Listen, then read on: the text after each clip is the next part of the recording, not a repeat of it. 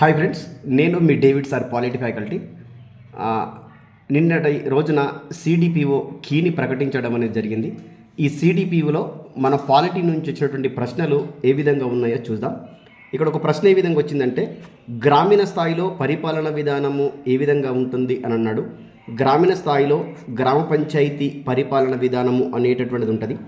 దాని తర్వాత నగర స్థాయిలో ఎలాంటి పరిపాలన విధానము ఉంటుంది అని అన్నాడు.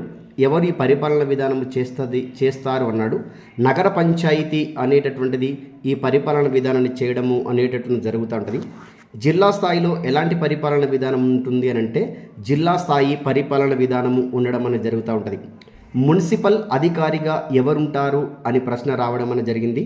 మున్సిపల్ అధికారిగా ఉంటాడు. ఇతన్ని మనకి రాష్ట్ర ప్రభుత్వము నియమించడము అనేటటువంటిది జరుగుతూ ఉంది. అయితే ఈ 4 ప్రశ్నలు చూసినట్లయితే జతపరచుము అనేటటువంటి టాపిక్లు వచ్చాయి. ఈ ప్రశ్నలన్నిటికీ సమాధానం మనకి గ్రామ పంచాయతీ వ్యవస్థ అనేటటువంటి టాపిక్లో ఉంటుంది.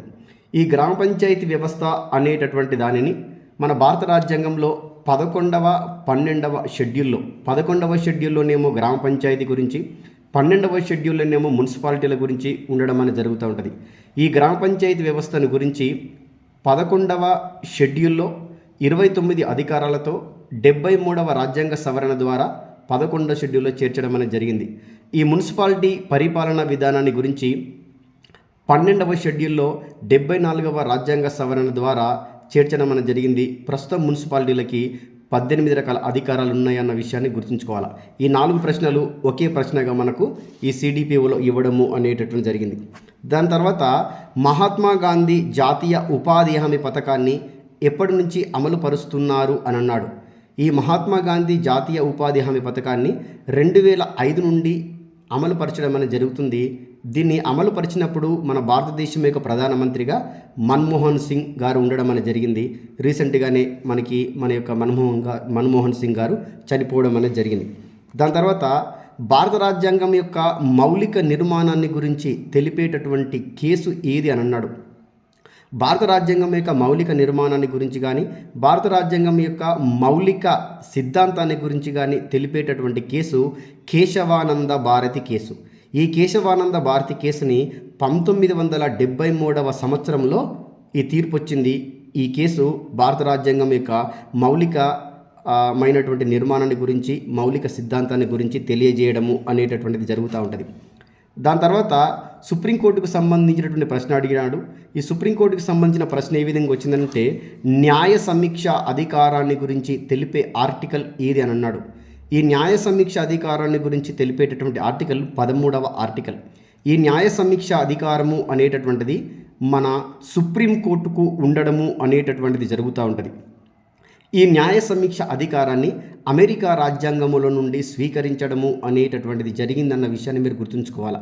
ఈ న్యాయ సమీక్ష అధికారము అంటే ఏమిటనంటే, ప్రభుత్వము పరిపాలన చేస్తున్నటువంటి క్రమంలో అనేకమైనటువంటి శాసనాలని రూపొందించడం అనేది జరుగుతూ ఉంటుంది. ఈ శాసనాలను రూపొందిస్తున్నటువంటి క్రమంలో ఈ శాసనాలు రాజ్యాంగానికి అనుకూలంగా ఉండాలి, ప్రజాస్వామ్యానికి అనుకూలంగా ఉండాలి.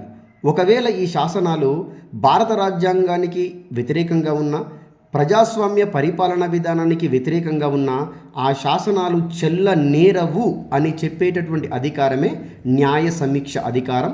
న్యాయ సమీక్ష అధికారము సుప్రీంకోర్టుకు మాత్రమే ఉంటుంది. సుప్రీంకోర్టుకి 13వ ఆర్టికల్ ప్రకారం ఉంటుంది.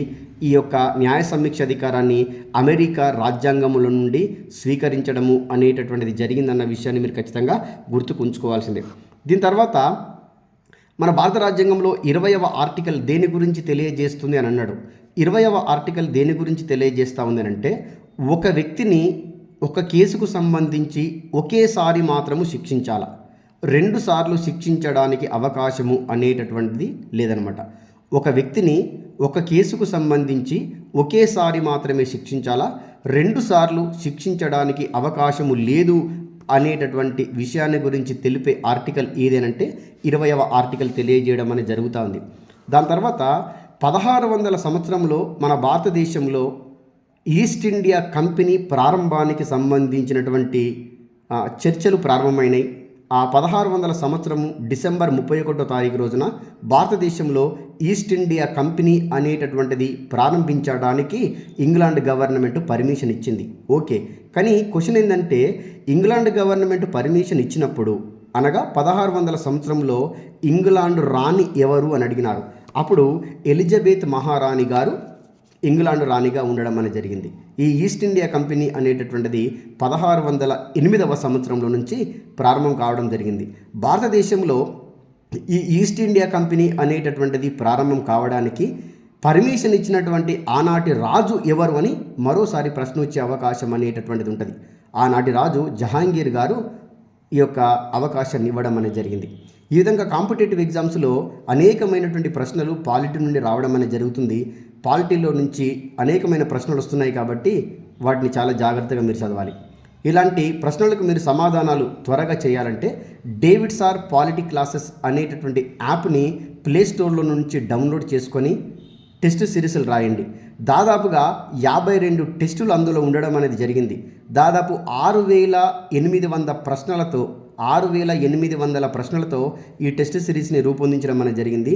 కేవలము మన సంక్రాంతి సందర్భంగా 10 రూపాయలకు మాత్రమే మీ అందరికి అందించడం అనేది జరుగుతుంది. ఈ పాలిటీ టెస్ట్ సిరీస్ ఆంధ్రప్రదేశ్లో జరుగుతున్నటువంటి గ్రూప్ 2 ఎగ్జామ్కి, గ్రూప్ 1 ఎగ్జామ్కి, ఎస్ఐ కానిస్టేబుల్, విఆర్ఓ, విఆర్ఏ అన్ని ఎగ్జామ్స్కి పనికొచ్చే విధంగా ఉంది.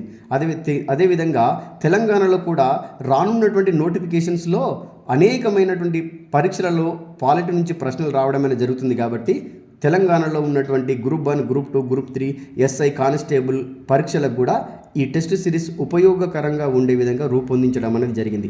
ఒకసారి ప్లేస్టోర్కి వెళ్ళండి, డేవిడ్ సార్ పాలిటీ క్లాసెస్ అనే యాప్ని డౌన్లోడ్ చేసుకోండి, టెస్ట్ సిరీస్ రాయండి. అదేవిధంగా డేవిడ్ సార్ పాలిటీ క్లాసెస్ అనేటటువంటి యూట్యూబ్ ఛానల్ని కూడా సబ్స్క్రైబ్ చేసుకోండి. ఈ 2025 సంవత్సరంలో మీకు తప్పనిసరిగా ఉద్యోగం రావాలని కోరుకుంటున్నాను. All the best my dear students.